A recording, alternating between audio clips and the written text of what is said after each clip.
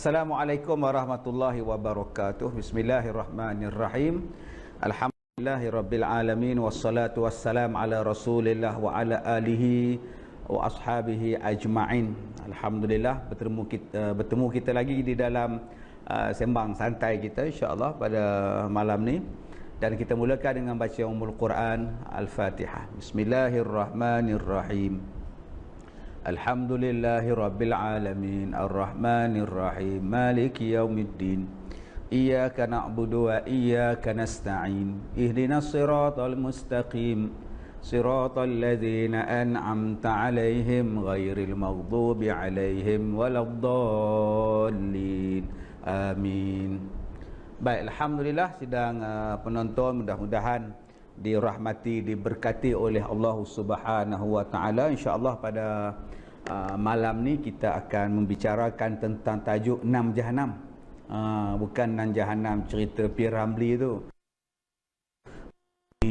Kita berpisah, rasa hati resah gelisah.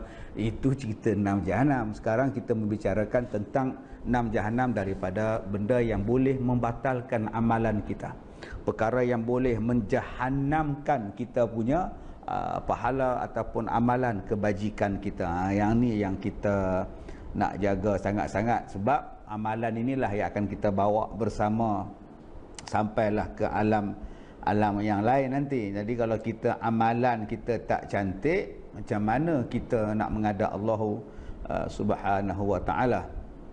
Jadi tuan-tuan yang dirahmati oleh Allah Subhanahu wa taala, Nabi sallallahu alaihi wasallam bersabda, "Sittatu asya'i tuhbitul a'mal.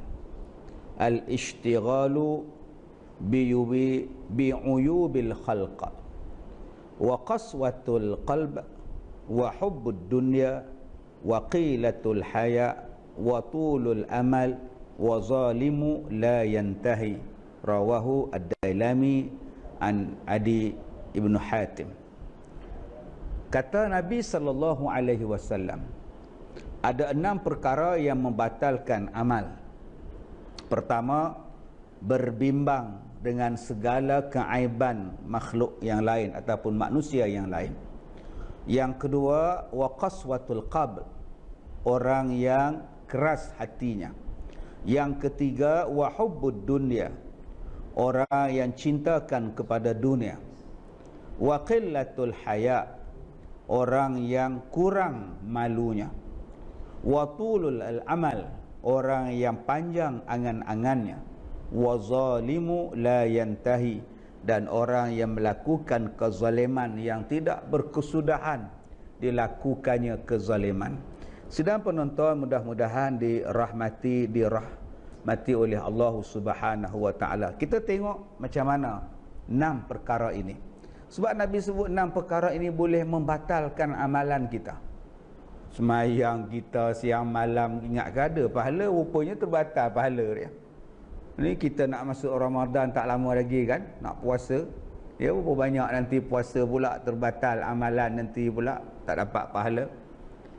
Jadi inilah yang kita kena berhati-hati.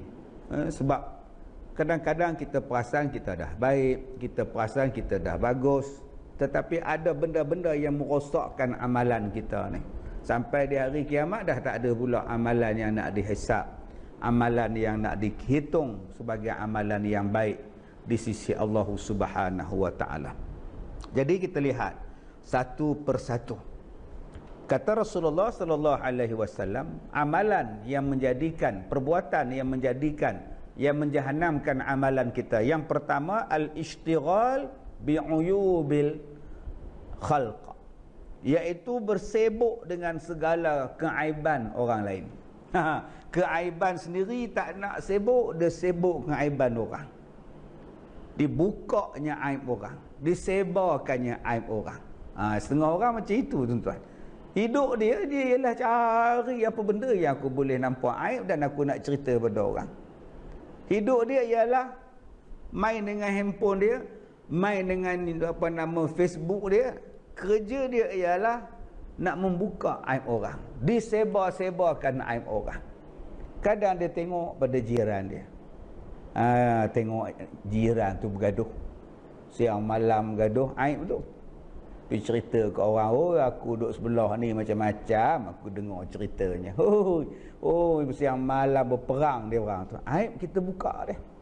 Ataupun kita tengok jiran kita tu datang syarikat Cina mana tak tahu, dikutipnya balik sofa-sofa tu. Dah 2 bulan, 3 bulan tak bayar. Aib dia, malu dia.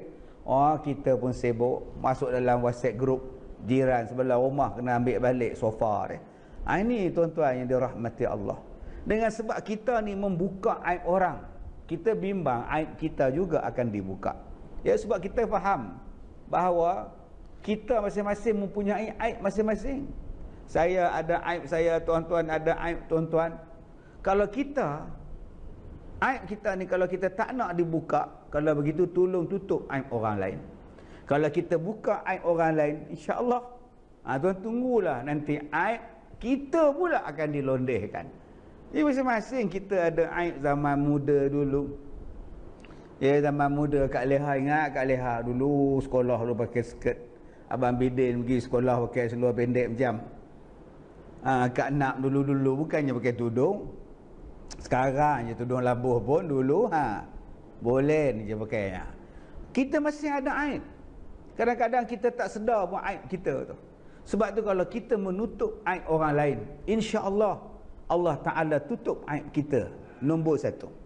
Yang kedua, tuan-tuan yang dirahmati Allah, wa qaswatul qalb. Perkara yang boleh menjahanamkan hati kita ialah keras hati. Yang boleh menjahanamkan amalan kita ialah keras hati. Apa makna keras hati? Keras hati di sini maksud terima nasihat.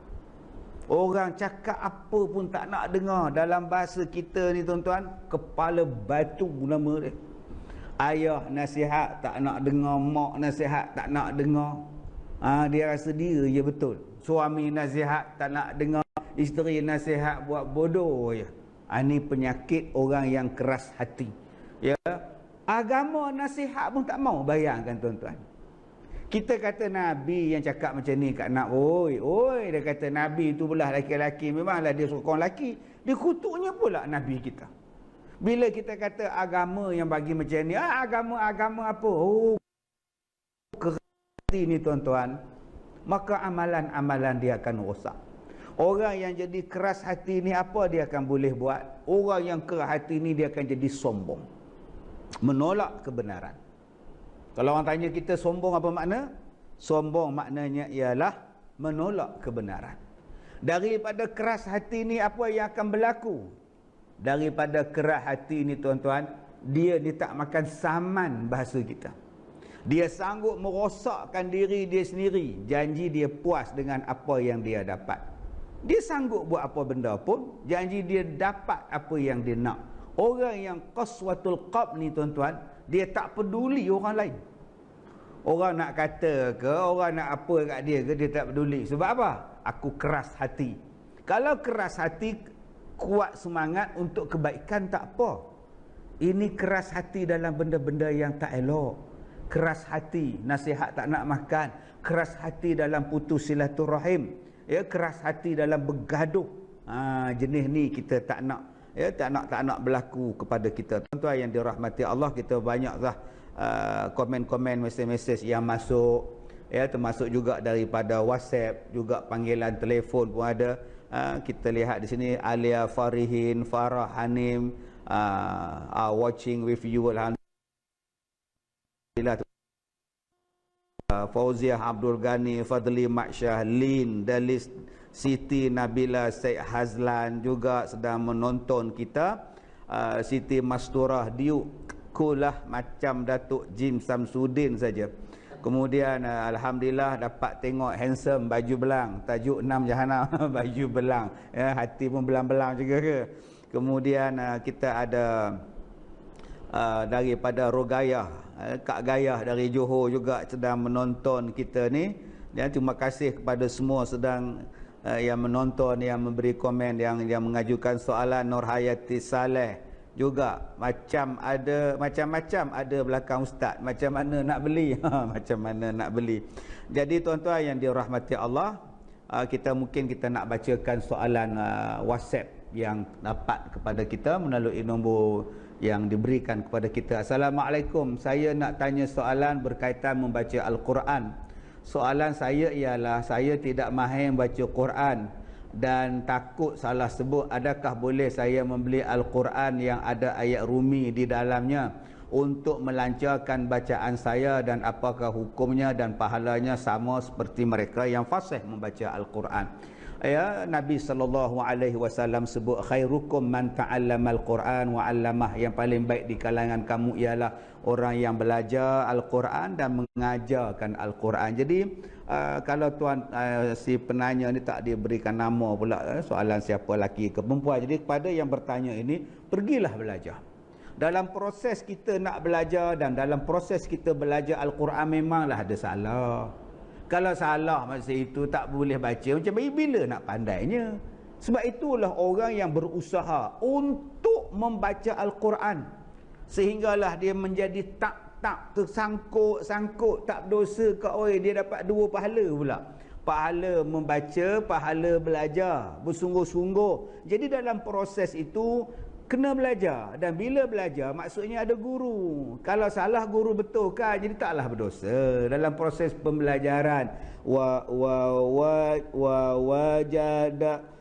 Wajadaka oh 4 kali baru dapat. Ustaz pun tak marah lah, jadi bacalah. Kadang-kadang ustaz tegur lagi, ya, kita betulkan kesalahan kita itu dalam proses pembelajaran, tak menjadi salah. Yang keduanya, janganlah baca yang Jawi punya, minta maaf, janganlah baca yang Rumi punya, sebab dia tak sama. Perkataan ghair, kita nak tulis apa dengan Rumi, GH, betul tak betul lagi sebutan dia. Jadi kalau boleh akak beli yang telinga ni, letak pen tu, sambil baca Quran, sambil duk dengar pada telinga, sambil duk ikut dia baca. Pen Al-Quran sekarang ni letak je, dia boleh baca, daripada akak baca yang Rumi. Jadi yang bacaan Rumi tu saya tak apa syorkan lah untuk penanya ini membacanya. Baik, yang kedua, Assalamualaikum Ustaz, saya nak tanya ni, apa kita nak buat kalau kita tengah-tengah sembahyang, lepas tu ada orang bagi salam daripada luar rumah, kita kena batalkan sembahyang atau teruskan saja? Ya, kalau bagi salam, Assalamualaikum, Subhanallah, okey, maknanya dia tahulah kita sembahyang. Kalau orang perempuan tu mungkin bertepuk tangan, bukan tepuk macam ini, ya, tepuk macam ni. Kalau dia dengar tak boleh buat apalah kan. Itu saja. Ini sembahyang wajib, sembahyang fardu. Kalau saja-saja nak batal, tak boleh nak batal, teruskanlah sembahyang kita itu, ya. Baik.